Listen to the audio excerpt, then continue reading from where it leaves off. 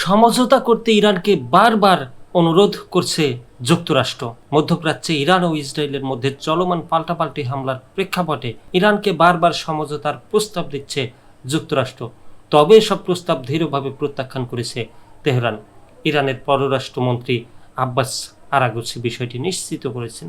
স্থানীয় সময় শুক্রবার রাষ্ট্রীয় টেলিভিশনে দেওয়া এক সাক্ষাৎকারে আরাগচি জানান, ওয়াশিংটনের পক্ষ থেকে একাধিক গুরুত্বপূর্ণ ও আন্তরিক বার্তা ইরানের কাছে পাঠানো হয়েছে। তবে যুক্তরাষ্ট্রকে তিনি ইসরায়েলের আগ্রাসনের অংশীদার হিসেবে অভিহিত করে বলেন, তাদের সঙ্গে আমাদের বলার কিছু নেই। তিনি আরও বলেন, আমাদের ক্ষেপণাস্ত্র কর্মসূচি নিয়ে কোনো আলোচনার প্রশ্নই আসে না। এটি আমাদের আত্মরক্ষার অধিকার। কোনো সুস্থ বুদ্ধিসম্পন্ন দেশই নিজের প্রতিরক্ষা সক্ষমতা নিয়ে আলোচনায় বসে না। আরাগচি স্পষ্ট ভাষায় উল্লেখ করেন, ইসরায়েলি হামলা যতদিন চলবে ততদিন ইরান কারো সঙ্গেই কোনো আলোচনা করবে না।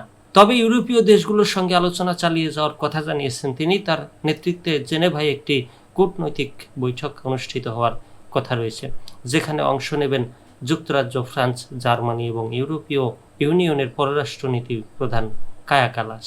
ক্ষেপণাস্ত্র কর্মসূচি নিয়ে প্রশ্নের জবাবে আরাগচি বলেন, আমাদের প্রতিরক্ষা ব্যবস্থা পুরোপুরি সুনির্দিষ্ট প্রতিরক্ষামূলক এবং নৈতিক মানদণ্ড অনুসরণ করে পরিচালিত।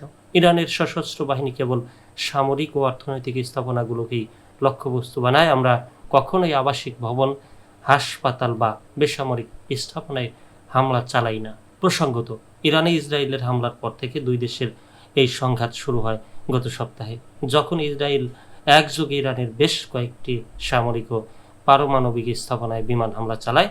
পাল্টা জবাবে তেহরানও ব্যাপক ক্ষেপণাস্ত্র হামলা চালায়, যা এখনও চলমান।